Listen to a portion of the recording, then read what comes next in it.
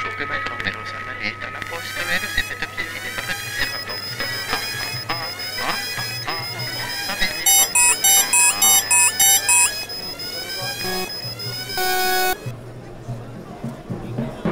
Ladies and gentlemen,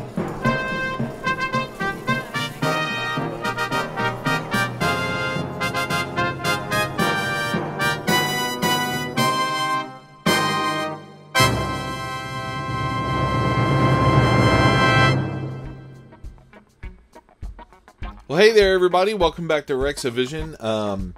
Continuing my brand new tradition of not writing any notes or planning out what I'm going to say in these intros and outros and just winging it, because quite honestly, writing out all those notes and everything were both boring and, kind of unproductive. I'm better off the cuff. I'm sure I'll have more obscenity and probably like either long pauses or those Obama noises that you make while you're thinking when you're like, I think Obama was the best in public life at making that weird creaky moan noise while he was thinking of the next thing to say. And, it's a good move. I honor it. This is Rex. Welcome to Rex-A-Vision. I'm a concert photographer, music writer, videographer, concert poster artist, and just sort of music scene whore, I guess is the correct way to put that. Anything people will pay me for is my motto. And, I've regretted that motto a couple times, but, what the hell? This podcast is originating, as it often does, from the beautiful and scenic Spirit of the Swanee Music Park and Campground down here in Live Oak, Florida, just over the Florida-Georgia border. It's literally the best place to see a music festival in this country, and probably the world, but I haven't been everywhere in the world, so, there might be cooler places. But if you're in the continental United States and you want to go see some tunes and you want to camp while you're there, you can't go wrong with the Spirit of Swanee Music Park. It is heaven on earth, and it's also my house. Yay! Today we are talking to a world-traveling bluegrass musician, and also just a wonderful guy. Not only is Ben Wright a phenomenal banjo player, he is also sort of an ambassador for not just the genre of bluegrass, but for literally America. To several other parts of the world. His adventures traveling everywhere are nigh legendary, and the story he has to share with us is one of hope and awesomeness. So, enough of me babbling. Let's get Ben on the phone.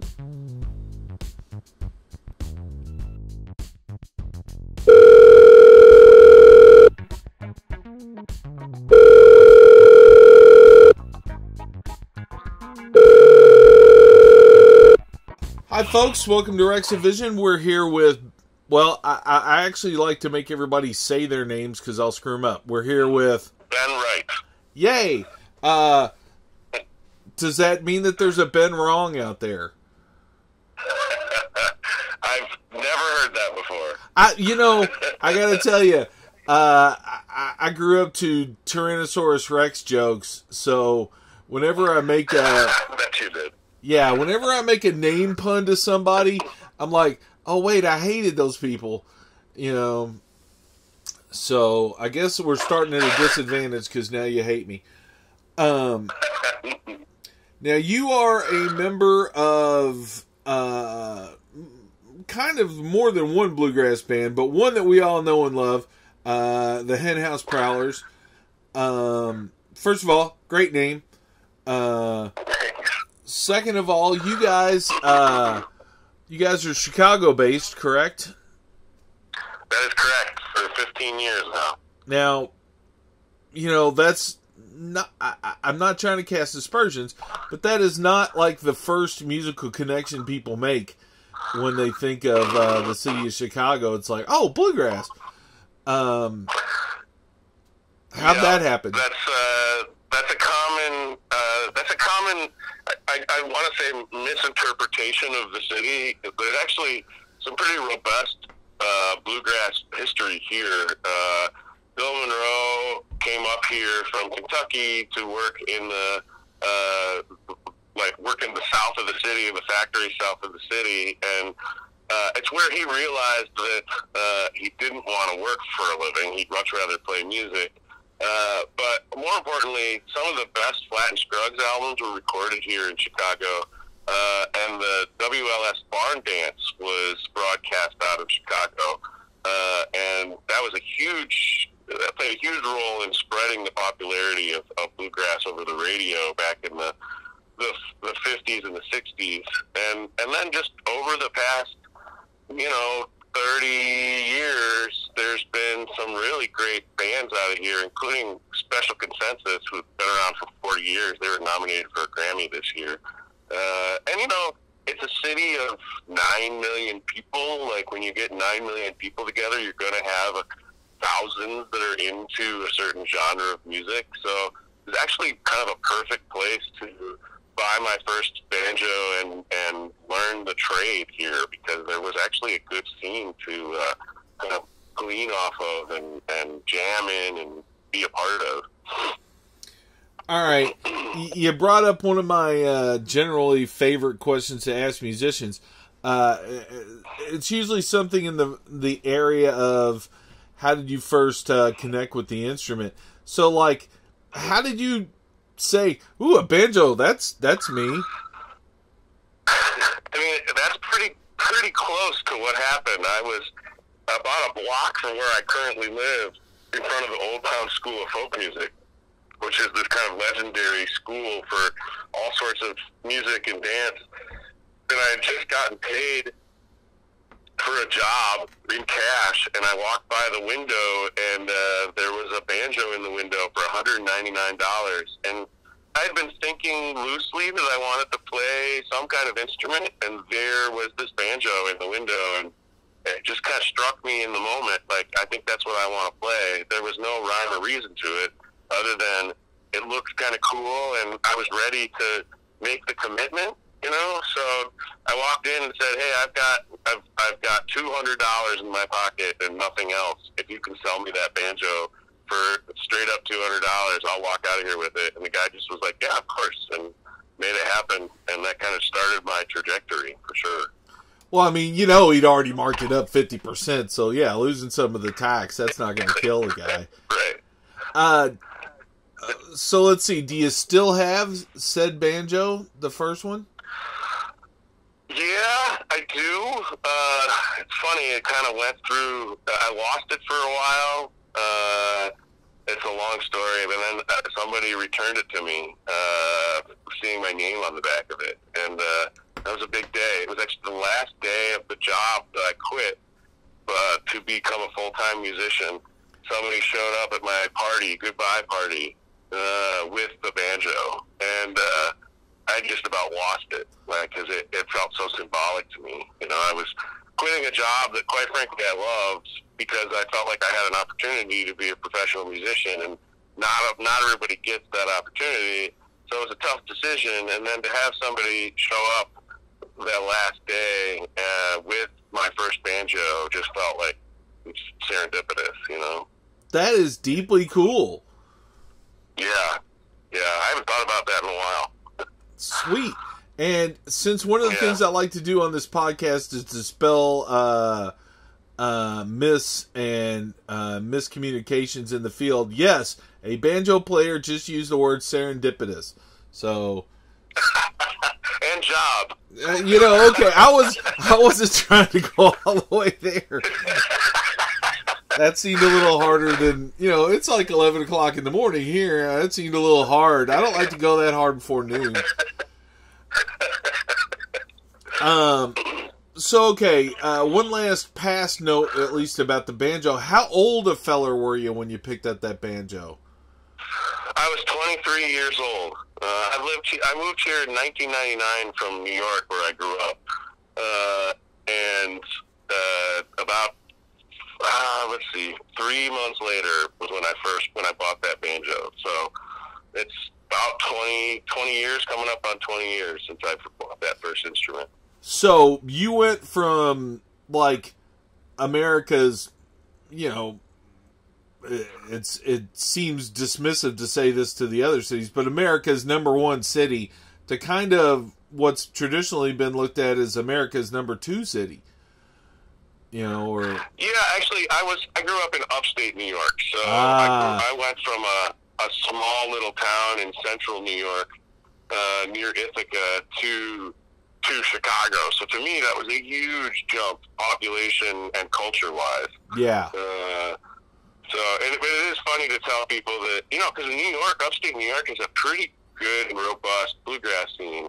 And yeah. When I tell people I learned to play in Chicago, again, their heads spin a little bit. But like I said earlier, it actually makes sense when you're here. But true. Just specifically with say the banjo and bluegrass, I do know a few players who kind of got into it later, but most of the pickers and grinners I know were there from the beginning, or were playing from as soon as they were able to reach their arms around to the frets and stuff. So it's interesting.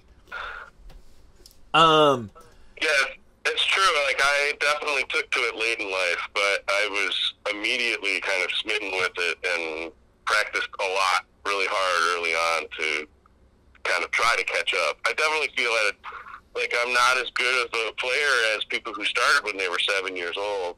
But I've come to terms with that. I'm okay with that. I'm not going to try and throw shade on bluegrass fans here, but I don't know that too many bluegrass fans are discerning enough or whatever. I think you're probably covered. There's nobody out there going, man, he sucks. I feel comfortable in my boots. Yeah. And without trying to blow any smoke your way, you're awesome. I mean, I enjoy quite what you do. I've never listened to you and gone, man, somebody get that banjo out of that guy's hands, Well, I appreciate that coming from you, considering how much music you've seen. And the other part is, I guess, if we tried to take the banjo out of your hands, you wrote your name on the back, so you could probably prove it's yours. And There you go. It's like, hey, I own that. You can criticize my playing, I guess, but I still get to keep my banjo, motherfuckers. Okay, so you threw out, like names like Scruggs and Bill Monroe and everything. So clearly, you've done your bona fides. When did you start listening to bluegrass? Right after I bought that banjo. Like literally right after that? Well, I went and for about a week, I think I got a book a couple days later. I remember going home with it and just staring at it and thinking, now what? And I went back to the store and bought a book and some finger picks, because in the store I read in the book that I was about to buy that I needed finger picks. So I went back home and tried to tackle it by myself. And as somebody who never really played music very much at all, I realized quickly I needed a lesson. So I went back to the school where I bought the banjo and signed up for lessons. And my teacher every week would show up with a cassette tape that he had covered the holes on the top of the cassette tape and recorded an old album, an old bluegrass album. Like, I'm sure you know this because we're from the same generation, but you could take cassette tapes, and if you covered the little holes with tape on the top, you could record anything over them. And he recorded, every week I'd get a new classic bluegrass album from him. And I remember the first one was Hot Rise, and then there was some Bill Monroe and some Flat and Scruggs, and it just kind of, I built up a library of knowledge through taking lessons with him every week. and he kind of set me on the path. He's still around. Every time I see him, I shake his hand and tell him how much I appreciate it. That is as beautiful a story of intellectual property law theft as I've heard in a while. That's true. It's true. I never thought of it that way, but it's true. That's just wonderful. Let's see. You guys, your band, the Henhouse Prowlers, of which, I mean, ostensibly you're the leader. Is that a thing with you guys? Do you guys have considered a leader of the band, or? John, the bass player, and I have been there from day one. Our current guitar and mandolin / fiddle player have now been with us for a couple years, and we're getting to the point where it's time to release some of our possessiveness over things, and so we're going through a transition of giving up some of the responsibilities and totalitarian decision making, but at the end of the day, John and I own the business and have a shared vision and keep pushing it forward together, and these guys are on board and are starting to help us with the decision-making process. So it's never 100% clear how things work, but I think that's that's just the way things are. We're constantly, being in a band is hard, and you gotta give and take. So there's definitely, I know probably on stage sometimes it looks like I'm the leader because I do a fair amount of addressing the audience, but everybody contributes quite a bit. So yeah, my seniority exists, but it's something I'm working on releasing with the guys that I love and trust in the band. One of the things that both this podcast and all the interviews I've ever done is known for is I like to sow a little divisiveness in the ranks of bands. Just screw up good things. I am apparently sort of vaguely responsible for Elephant Revival not existing anymore. You're welcome. I've screwed up many times apparently. So okay, last but not least in this vein, do you think you could take John in a fist fight? Oh my gosh.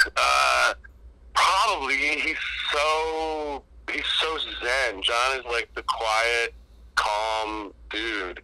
I would not. That's painful for me to imagine. You got a little size on him. I'm throwing that out there. He and I definitely have words, but it's never come anywhere close to that. I think it's helped by the fact that neither of us drink ourselves into a stupor ever, and I think that's where fisticuffs often come from. I was a bartender for like a decade for a private club full of millionaires, so perhaps the knowledge that I gleaned from there is a little bit skewed by the clientele I dealt with. But one thing I'm in all my life that I'm sure of is that alcohol doesn't change who you are. It turns off the filters that keep you from letting everybody else know who you are. Yeah. And if you're not the kind of person who's going to throw punches anyway, alcohol isn't going to make that happen. Yeah. It's also, I would agree with that sentiment for sure. And it's also why they need to legalize marijuana nationwide. But that is the topic for another podcast. Now, before we get into here in Illinois. Go ahead, sorry. One more time? I said we're working on it here in Illinois. I think it's about to happen. I mean, I got to tell you, we'll just go off on a tangent for a half second, but I would be amazed if, first of all, it's not a pillar of the 2020 election. Like, whoever's on the left side of the equation running for office, if that's not a plank in their, platform or whatever, then somebody's screwing up. Yeah, that'll be. I agree. I think that would be a wise thing. Though I think the right would latch onto it just as hard as the left would. So, I mean, and Lord knows we have no way of predicting how any of this stuff's ever going to turn out. I said it before. Our current orange Munchkin in chief, or whatever the hell he is, got elected. There was a couple of things I thought, like, after he got elected, that 5 seconds before we knew what kind of lunatic he was, there was a couple of things I thought he could do, and one of them would be, if I was him, I would have day one said, "Oh yeah, weed's legal. I don't care." Just off you go. Yeah. Could have won himself some fans there, but didn't decide to go that direction. So we'll just have to wait. Now, bluegrass traditions. What? I'm sorry. No, I said yes. We will. Go ahead. Bluegrass traditions wise, not only do you seem to hew towards the sort of the past masters and have a little echo of them, you also do one of my favorite bluegrass traditions. You do the quite often, at least, you do the single mic thing. What led you to come up? I mean, like you said, you came into the game late, and like now you came into the game late, but you've come very proper with how you do everything. What made you come to the single mic idea? That's connected to what I said earlier about Chicago. Like when I was just learning, I'm trying to think of my first band I saw live was a band in Evanston, which is just outside of the city. It's going to kill me if I can't remember their name. Carl Shiflett and Big Country. That's what they were called. And they're a super traditional band. And they dress up like Flat and Scruggs and sing around a single mic. And so that left a big impression on me, because that was the first live bluegrass band I ever saw. And then I saw Yonder, and I loved that too. But as I got better and started to jam with people, and then slowly started to get to the point where it was, if I wanted to put a band together, we actually, the group of guys, the original group of guys that were in this band, went and saw a band called King Wilkie. That they were a flash in the pan in the bluegrass world back in the early 2000s. And they performed around a single mic. And then we also went and saw a band called Open Road, who I just think is one of the best. They were one of the best bands during their short existence. And they wore suits and were around a single mic, and we were about a week away from our first show. And that was just like, that's what we're going to do. And, there's a lot of reasons not to do that, actually. The reason that there's a single mic set up at all is because back when bluegrass was being created, that's all they really had, were these big microphones. And miking each instrument and each voice was not really that possible. And so they made the single mic thing work because that's what they had. Nowadays, it's quite a bit easier to mic a full band and make them sound amazing. But the benefit you get from a single mic is the theatrics around it. It forces us to move. We're not just four guys standing in a line. We're bouncing around, and there's a dance to it. And we've just never been able to give up on it. Nowadays, we have the single mic, and we all have wireless instrument packs and pedals at our feet. And so it really is a charade in some ways. But it's part of our identity, and it's something I still love to do this day. So we came about it fairly legitimately for something that's not 100% legit. Well, this is my first accidental expose. I feel pretty good about that. I have now proved there's just some really interesting stuff you can do with, like, the depth of voice and the depth of field, especially if you have a really good single mic, that can do stereoscopic imaging and stuff like that. For sure. So, one more traditional bluegrass question for you. I've talked to you about this in an interview before, but sincerely, how fucking hot do those suits get? I have seen you look like you were gonna die. You know. You get used to it. You know what's funny is this last weekend was the first show we ever played where we got one of those industrial fans on stage. Ooh, awesome. And it's kind of a game changer, and it's ridiculous that we haven't done it sooner because those suits do get hot. Sometimes I'm grateful we have them if we're playing some show that shouldn't be outside, but it is, or, it's for whatever reason, the temperature is in a reasonable place. It's not a problem. But, I feel like a suit in a band is like a suit when you're working in a skyscraper. It's something you get used to, and you don't even really think about it. It just becomes part of what you do. When we started, I hated it.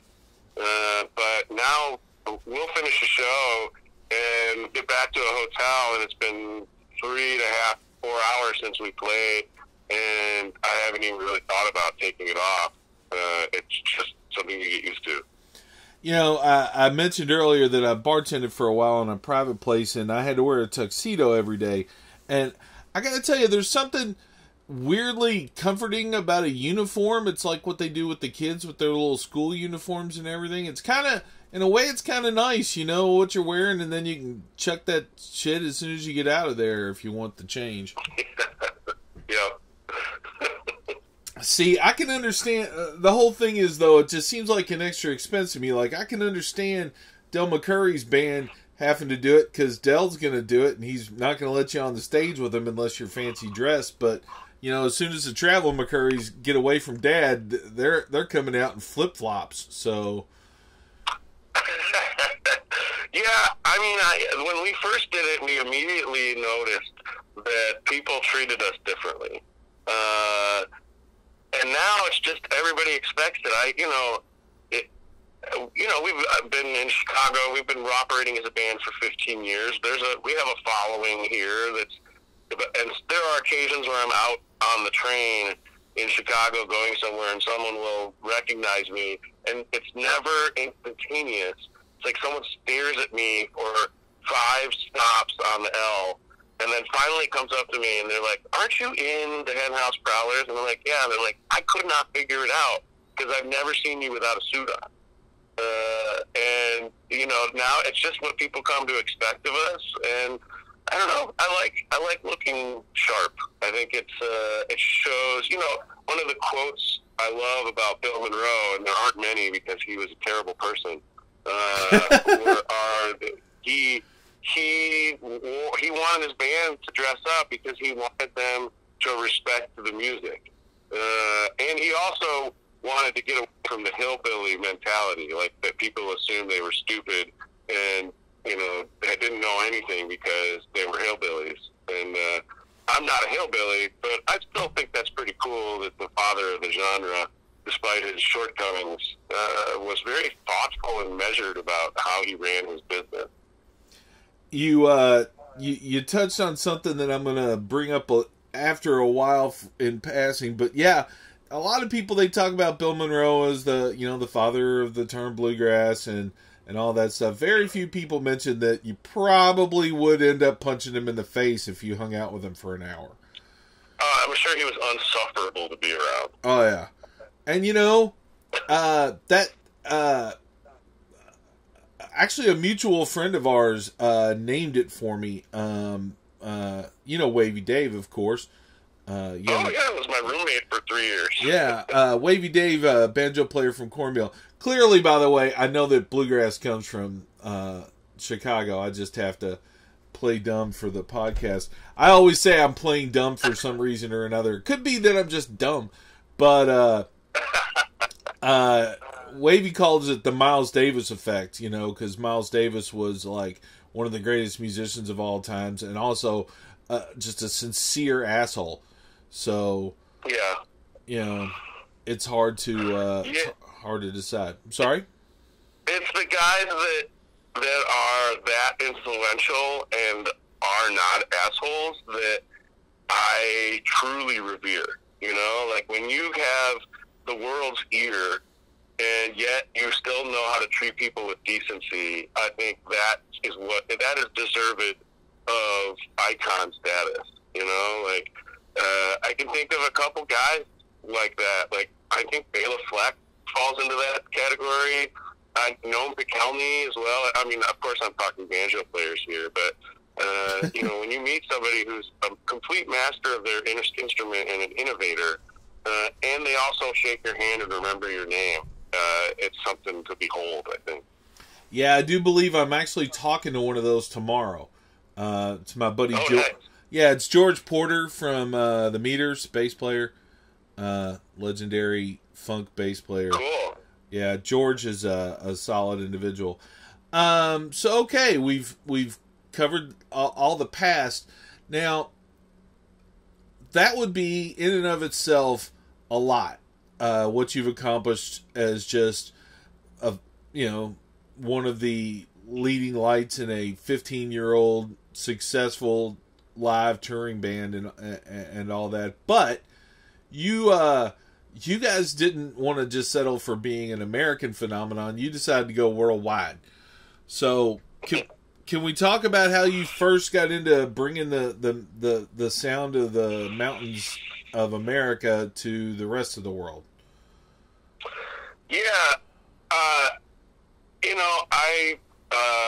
about 7 years ago, we got the opportunity, maybe it's 8 years ago now, we got the opportunity to do a really terrible European tour. There was a booking agency that reached out to us that completely took advantage of bands from the U.S. who had European stars in their eyes, which most bands do. The thought of touring in Europe is just tantalizing to pretty much anybody.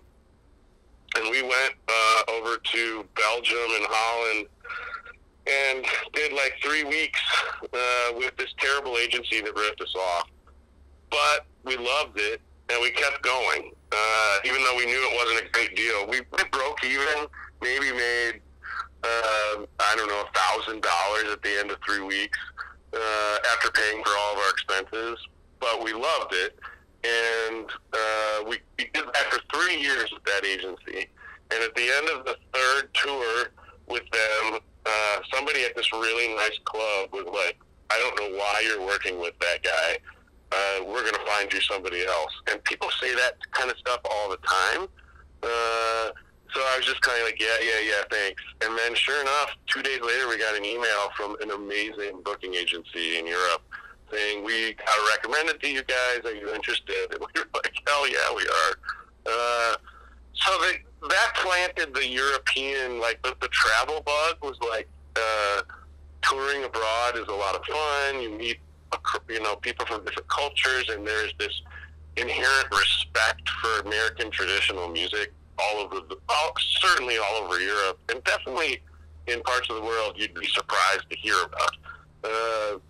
But about 5 years ago, we got asked, I forget exactly, somebody recommended we apply for this program called American Music Abroad, which is related to a program in the 1950s called the Jazz Ambassadors. And that was this Cold War State Department response to Russia sending ballets and orchestras all over the world to have, quote, cultural influence. And if you're interested in that stuff, PBS just did an awesome documentary called The Jazz Ambassadors that talks about when Louis Armstrong was sent to Africa, and which he went to multiple times and had these amazingly crazy tours across Africa where warring tribes would put their weapons down so that he could come and perform. And I mean, it's just one of the coolest stories that nobody talks about. Well, there's that famous picture of him serenading his wife outside of it's either the Sphinx or one of the pyramids. Yeah, right. Yeah, that picture is from one of those tours. And so over the years, that program, what happened, the State Department realized it was more effective to do musical diplomacy than it was almost any other kind, because music is the universal language. And so, flash forward to present day, that kind of stuff still goes on, though slightly under the radar, because there's a certain part of our population that thinks it's a waste of money. But the money is still there, and we applied for that program and got it, and they sent us to West Africa, and then we got it the next year, and they sent us to East Africa, and we started forming a relationship with the State Department, and now they kind of just call us and say, hey, you want to come to the United Arab Emirates? Have you ever heard of Kyrgyzstan? And we've started this relationship where we're kind of musical ambassadors for America, and it's really become this big part of what we do, and it's something I'm really proud of and love to do. Yeah, I got to tell you, we've done an interview or two on this subject before, and I keep close track of you. The influence that you've managed to have, and the way you're spreading the love across the world, I don't think it can be accurately measured. And the idea that there are people out there who think this is a bad idea, it's just fucking idiotic. It's like, I mean, we spend millions and billions on, aid programs and all this, outreach stuff, and we throw money at countries that admittedly still hate us afterwards.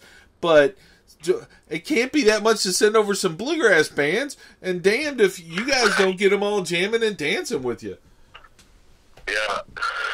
Yeah, I'll never forget, we were in Pakistan in 2017, and we finished our performance, and the ambassador who had introduced us came up to me and very quietly said in my ear, she was like, what you just did was more effective than the 2 years of work that I've done here.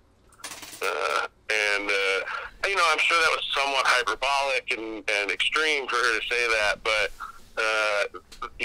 there is no more powerful diplomacy than finding commonality. And music is something that every culture has. And when we can make music together, I think a lot of things melt away that were in the way in the first place. And it's definitely changed who we are as human beings and musicians.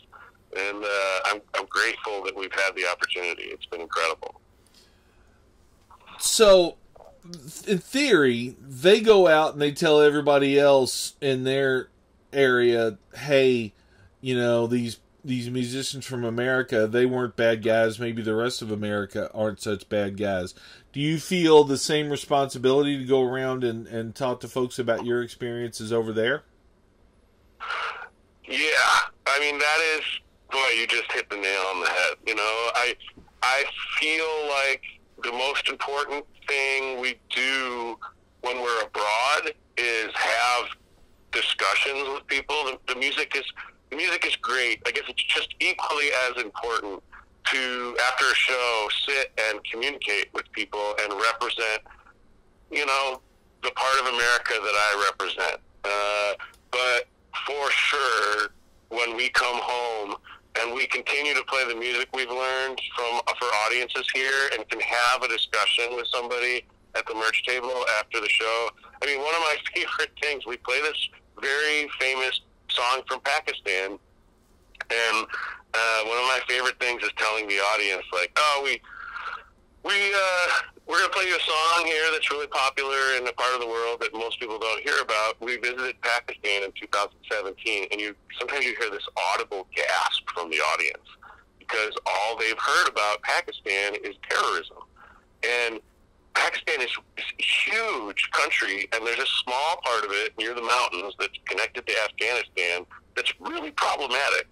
But, man, we were in Islamabad, and that was the coolest city I've been. I mean, the music scene there was awesome. I felt 100% safe. There were a bunch of young people hanging out, jamming. We played cricket in the backyard of somebody's house. I mean, it just set me straight. Like, whoa, I gotta not think that the news and what I see on Facebook accurately represents an entire culture. And it's nice to share that sentiment with other people. And it's become a big part of what we do. And it's certainly a driving force behind starting our nonprofit, Bluegrass Ambassadors, for sure. See, it's like you're looking at my notes, because, like, literally the next thing is nonprofit, ? So,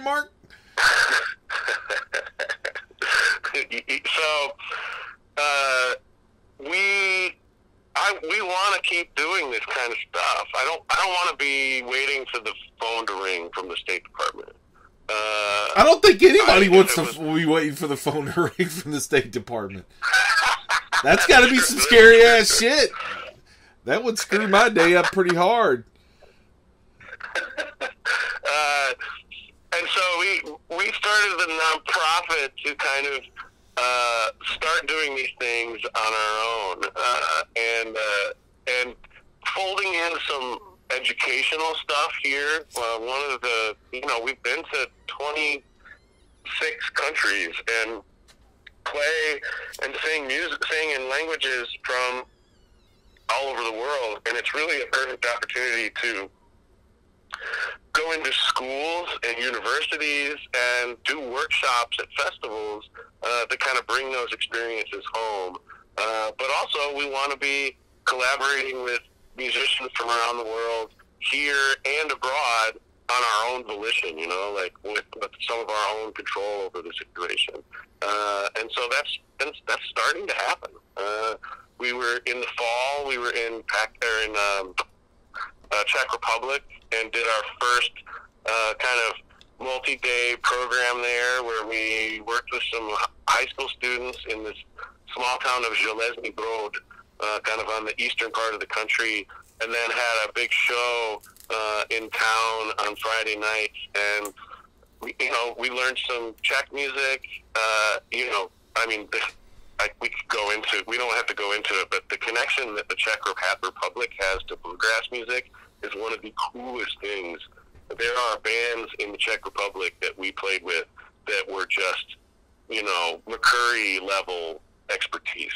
And because of this crazy thing that happened after World War II, where it was a communist country and they caught radio broadcasts from Berlin after the fall of Germany, and they started associating the sound of bluegrass with freedom, and everybody all of a sudden wanted to learn how to play it. And now there's this huge subculture of bluegrass musicians in the Czech Republic. It's ridiculous.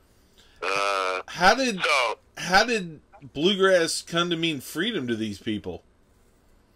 They knew it was American, and they were living under this incredibly repressive regime, and and they could turn on their radios and hear this American music. And to them, it sounded like freedom. It was banned. They weren't supposed to listen to it. They definitely weren't supposed to play it. So they all did. And I talked to some really great musicians over there, and I asked them the same questions. And there was this mandolin player said to me, he's like, "Let me put it this way. I grew up in a town of 100 people, and there were 3 mandolin players." He's like, "Do the math." And I thought about it, and I thought, if there were 3 mandolins to every 100 people in Chicago, there'd be some like 39,000 mandolin players, and it's there may be 100 here, so it's a fascinating story, and to jam with these Czech musicians who don't speak English but can sing harmony on a Bill Monroe tune with me is just one of the most surreal experiences you could ever imagine. That's pretty wild. I love doing this podcast because, number one, I get to talk, which is a thing for me. But number two, I learn shit. That's great. I never would have known that. So, When are you going back? When's the next time you're leaving the country to take bluegrass to the world? Well, we're going to Europe in May, which is different. Sometimes we do bluegrass ambassador type work in Europe, like we did in the Czech Republic. There's a chance we're going to be doing something in the Netherlands, some schoolwork. But this trip is mostly just the Henhouse Prowlers tour. But, Bluegrass Ambassadors is part of what we do every night. We still play music from around the world. But it's still, that tour to Europe is primarily a tour, just normal band tour. There is some stuff coming up in the fall that we have not signed paperwork on, so I don't feel comfortable talking about it.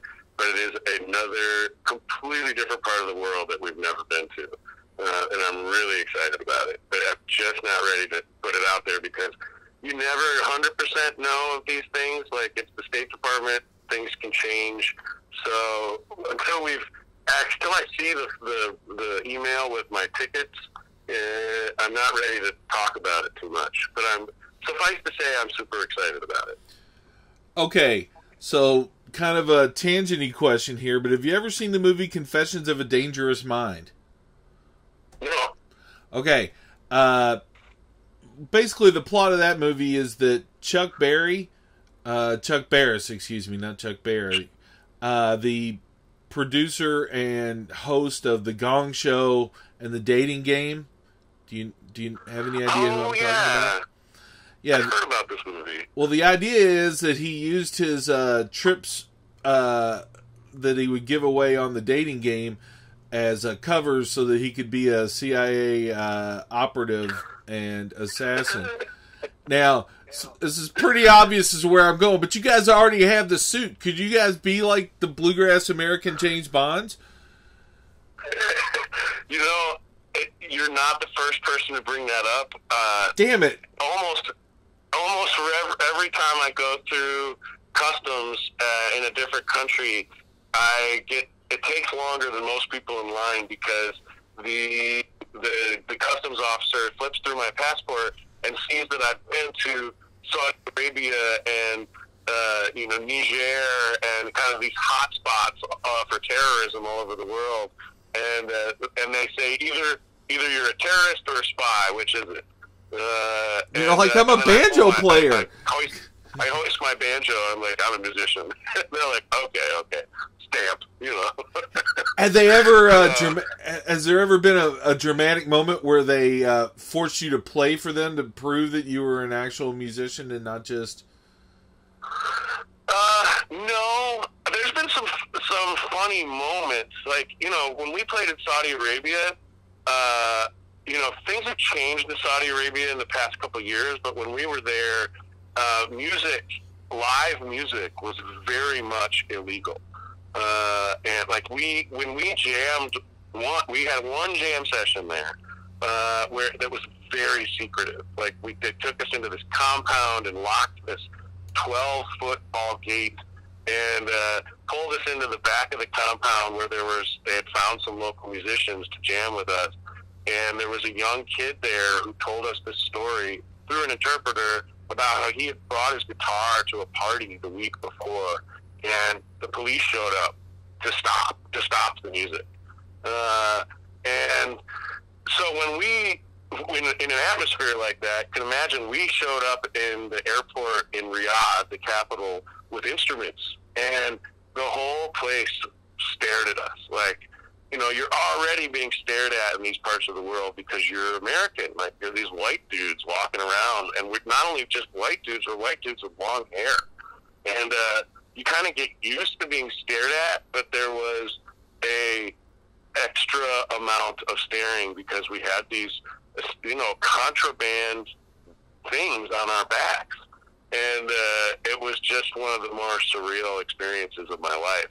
So I wouldn't say I've ever felt at risk or been told to prove that I had an instrument in my case, but I definitely have been scrutinized in situations like that in ways that I'm not used to being scrutinized.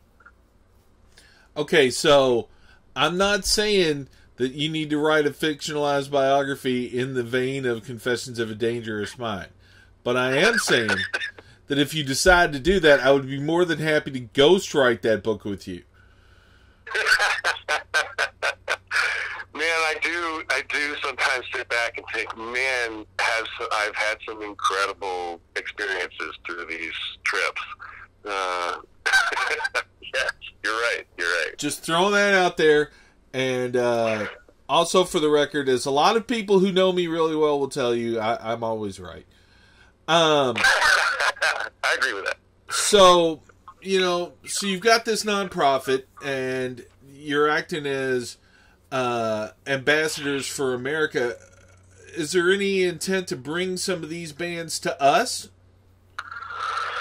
Yeah, that's another pillar of what we're trying to do, and that's actually going to be happening for the first time coming up next month.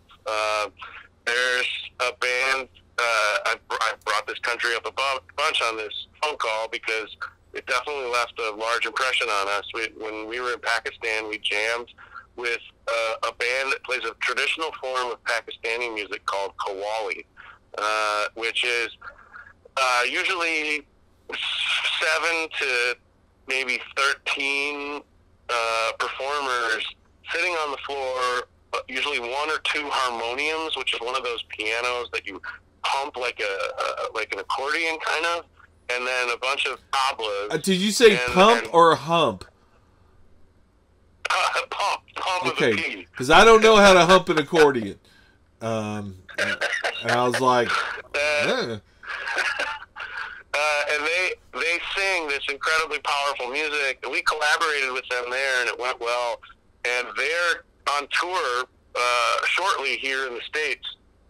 And we found 3 days that they have off, and we're going to spend a day rehearsing and then spend a day filming. We're very grateful that Shure, the microphone company based here in Chicago, has offered up their recording expertise, and they have a theater in their main building for us to film a documentary, and then we have a public performance on Wednesday.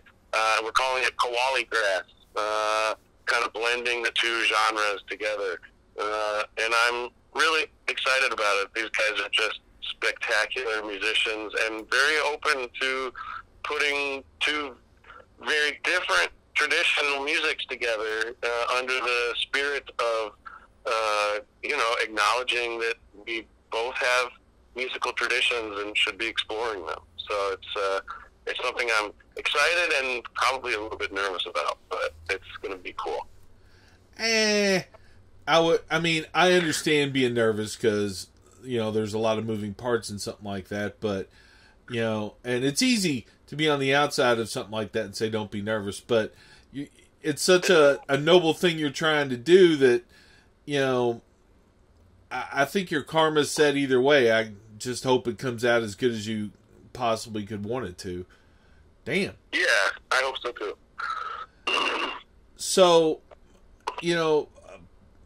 is this what the passport program is bringing it back and forth, or is that another concept? The passport program is something we're working on that is a little bit separate from that. What we're doing is it's kind of twofold. When we go into schools and work with kids, we have these passports we designed and we break into kind of stations with kids, and so one of us will do a station on on folk music versus pop music, and then another one of us will be doing a station on let's learn about traditional music in another country, and another person will do a station about what it's like to travel all over the world and the things you need to think about when you're traveling, and then someone else will do a station on live sound and kind of give these kids over the course of the day a whole bunch of smaller sections that they can learn from. Before we start the whole thing, we give them a passport, and then as they finish a 20-minute class, we stamp the passport. And at the end of the day, they have this thing that kind of reminds them of all the stuff they learned. They can take home, and it's got the website info on it and stuff.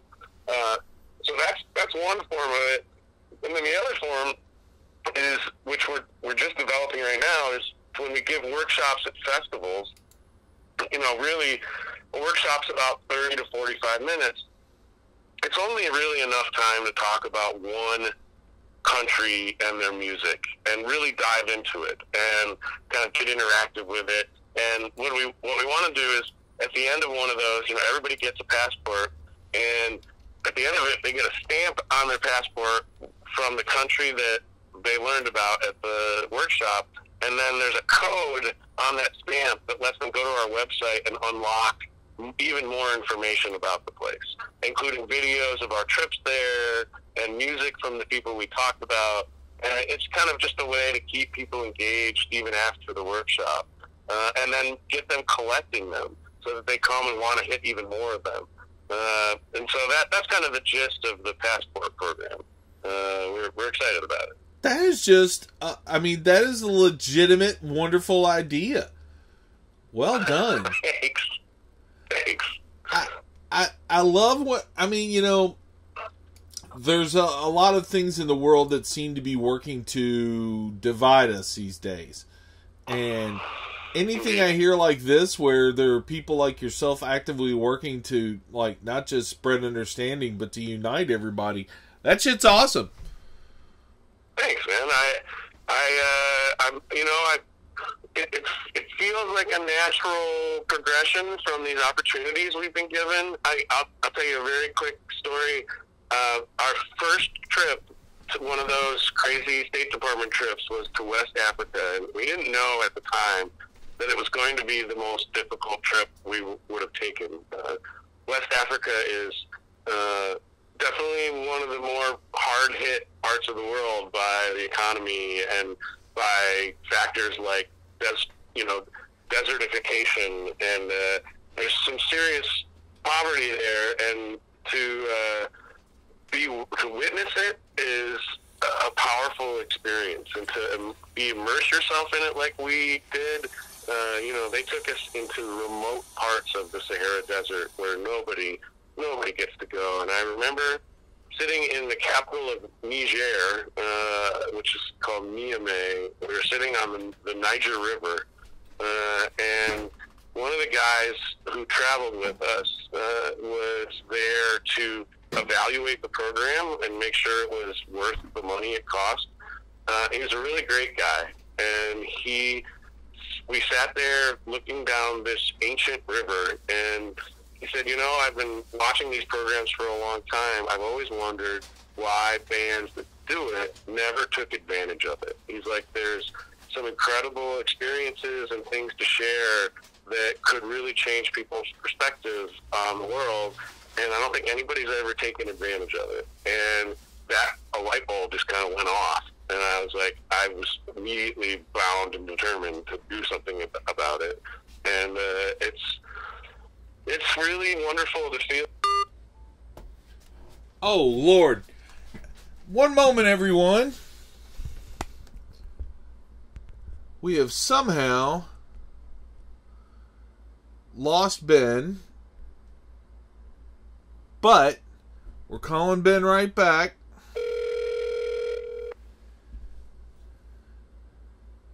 And the phone is ringing. This is the actual ring, not the fake ring. Whoops. Now, I'm not sure what happened. As I was explaining to the audience just now, what happened was the battery turned off on my Bluetooth headphones, which meant that the connection that it had with the phone reset, which meant it hung up on you. That wasn't my fault. No, I'm pretty sure that was because it made the beep, and I was like, oh, you're kidding me. So, please, I apologize. Please continue. Yeah, where did I drop off? Let's see. I believe you were announcing your candidacy for ambassador to the UN.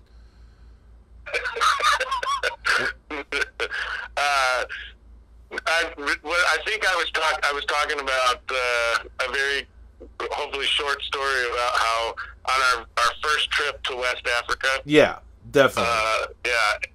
And it was to be in that part of the world is not an opportunity that very many people, certainly in our circles, get to experience, and it's a profound experience. The things you see in that part of the world are incredibly different and leave an impression on you. And I remember sitting on the banks of the Niger River in Niger, and there was a guy who was with us from this. He was actually an independent contractor for the State Department to evaluate our program.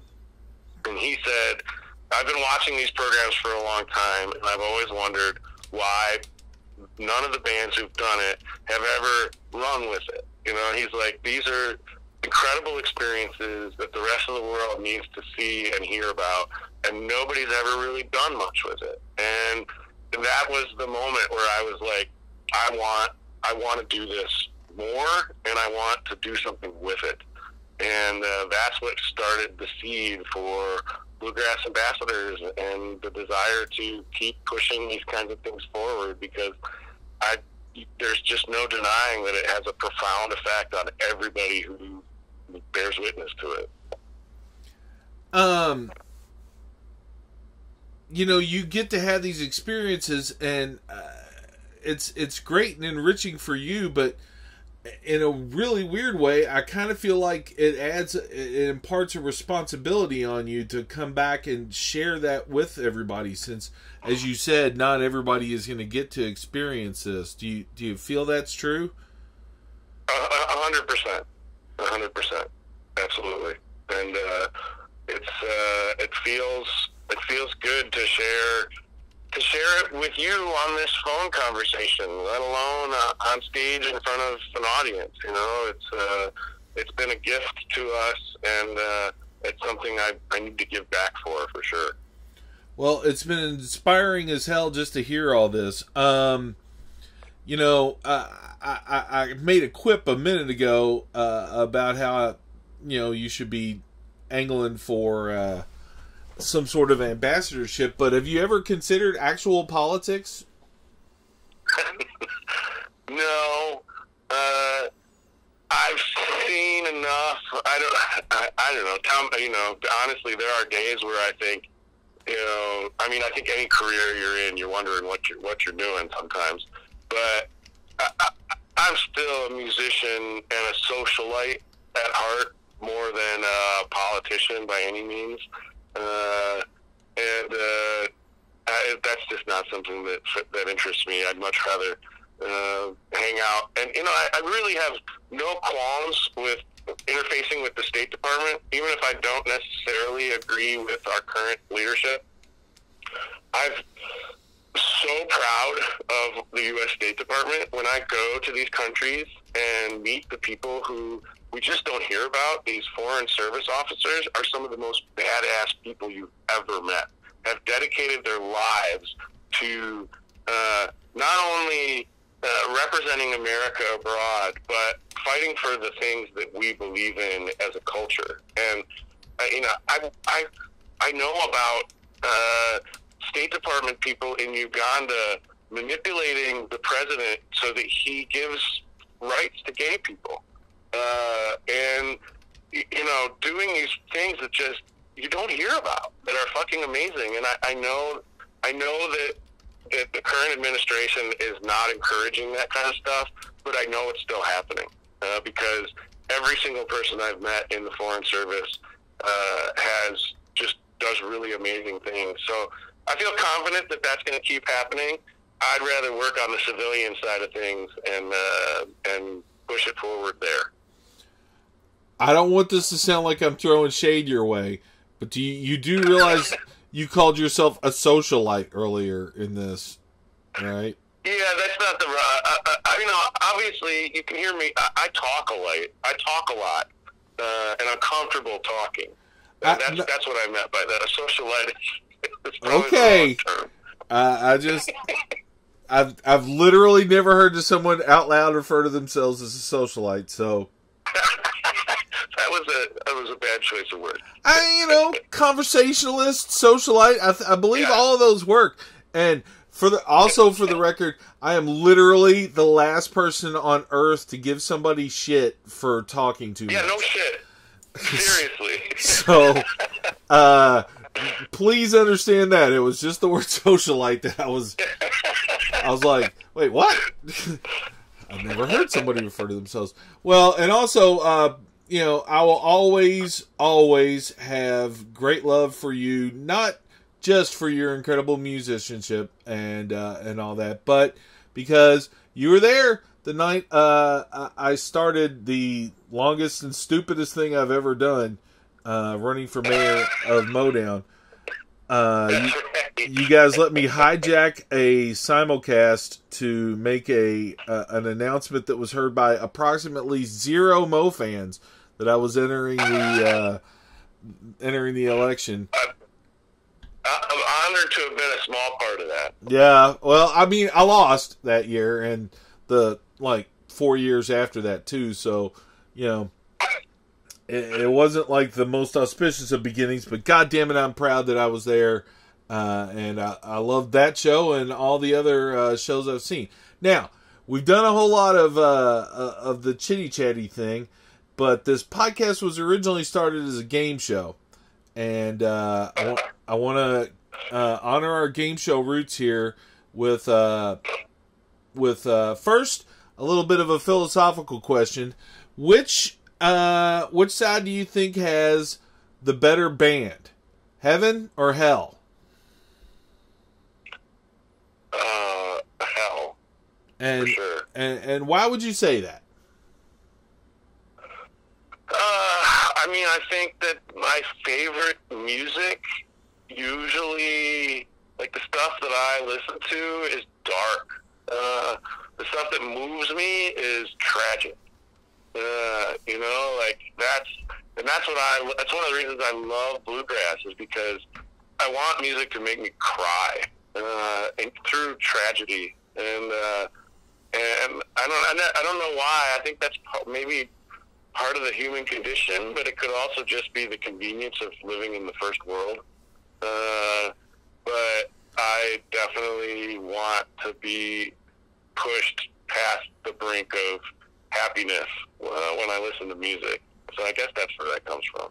See, I've always said, people, it's hard to define what music is, but to me, music is emotion distilled into a tangible form. Yeah, absolutely. And I agree with you. I have entire playlists named for emotions that I throw on whenever I'm in a mood. That's cool. So okay, we've established that you think hell would have the better band, and from our previous comments, most likely Bill Monroe and Miles Davis are in there. So it's not a bad couple of starts. All right, now that's the sort of existential question that I always try and ask, born from a game show I used to play called Cross Country Quiz when I was bored and driving across the country. But the other part of it is what I like to call the lightning round.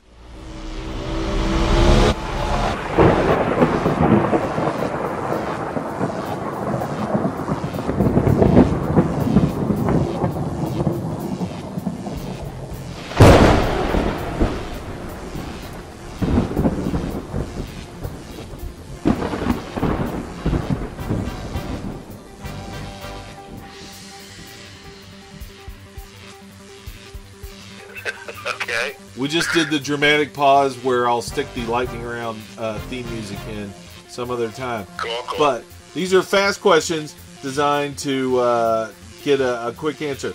Number 1, picking or grinning? Picking.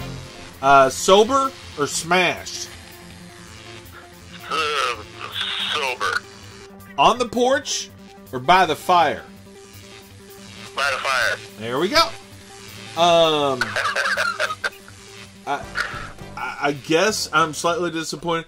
You know, one other thing that I wanted to touch back on. You know, it's funny you were talking about music that evokes, you know, emotions, and in some ways you want some music that's going to make you feel sort of sad or emotional at least. You know, it's like everybody jumps all over rap music, you know, for the, you know, the gangster rap stuff and stuff for some of the violence that's in the lyrics and everything. Did they not hear all the murder ballads from all these bands in the 10s and 20s and everything? It's true, man. That's a really valid point, you know. I think that there's a cultural difference for the people that are complaining about hip-hop. And the topics really are not that different. I totally agree with you. I mean, yeah, I mean, Whiskey in a Jar is pretty much a gangster rap song, only with banjos, you know? Right. That's correct. Well, Ben, thank you so much for taking time to chat with us. Thank you so much for taking the music out to the rest of the world. And I don't know, thank you so much for whatever else that you've done positive this morning. I wasn't there. Thank you, Rex. I really hope I run into you in person before too long. It's been way too long. You said you're running out of the country in May. Does that mean you won't be at summer camp? That's right. We're missing summer camp this year. We just had some festival offers we felt like we needed to take in Europe, but I absolutely want to go back next year. So well, and last but not least in all this, you know, I live in the Spirit of Swanee Music Park, and we have two festivals a year that, you know, the Swanee Spring Reunion and the Swanee Roots Revival, that I think you'd be great for both. And I bring you guys up to them all the time, but they have all these thousands of bands that they're looking at. But hopefully this will give them a reason to try and get you to the park. Have you ever been down here to this park? Yeah, we played there once, maybe 4 or 5 years ago. It was a great festival. I loved it. Tell them about our workshop programs. Better than that, I'll just make them listen to this. To our shows. Yeah, no, I'll make them listen to this. That's great. That way I get a couple of listens at the same time, you know, I mean. Yeah, that's important. I mean, you know, somebody's got to listen to these damn things. Otherwise, it's just me talking to my friends on the phone. All right. Well, we'll talk to you soon. All right, thanks. It's really good to talk to you, Rex. All right, I don't know about you folks, but I feel a little bit better about the possibilities that everything might work out all right, knowing folks like Ben are out there trying to, you know, unite the world around the campfire and the bluegrass bands. I have to say, once again, it was a treat to have him on here. Like I mentioned earlier in the podcast, I announced my first run for mayor of Modown on a simulcast of a Henhouse Prowlers show that he was performing at. They let me take the stage and talk for a few moments to the audience at home, and that was a very special time in my life, and the fact that they let a random idiot that they knew get up and take a little time away from their performance was much appreciated. That's all for today. As always, we got to thank Stephen Swatkins, Stevie to his friends, for the incredible bumping music you're hearing in the background and all that noise. Stephen is out there in Oregon making incredible music with whoever he's around, including his little jammy project called the Positive Agenda. And anytime you get a chance to see that guy, you should take it. He's an incredible player. I always wrap this up with a riff on sort of the same concept. I try and remind everybody that, you know, we're all multicellular mammals living on a rock hurtling through space together. You know, we all owe it to each other to do what we can to help each other and to keep us going. Life is fragile and precious, and the fact that we're sharing the fact that we're sharing being alive right now, it's like 1 in hundreds of trillions of odds that we're involved in, and I'm almost speechless when I'm trying to put this into words, but there's just nothing more noble, nothing more caring, nothing better than to help life thrive and to be your brother's keeper in the area, at least, of making sure that we all get to the next day, that we all suffer through. There's just so much suffering in the world that could be alleviated if we shared it. So, you know, if you see somebody carrying a heavy load, do what you can to lighten it, spread the love, and remember, we're all in this together. Talk to you soon.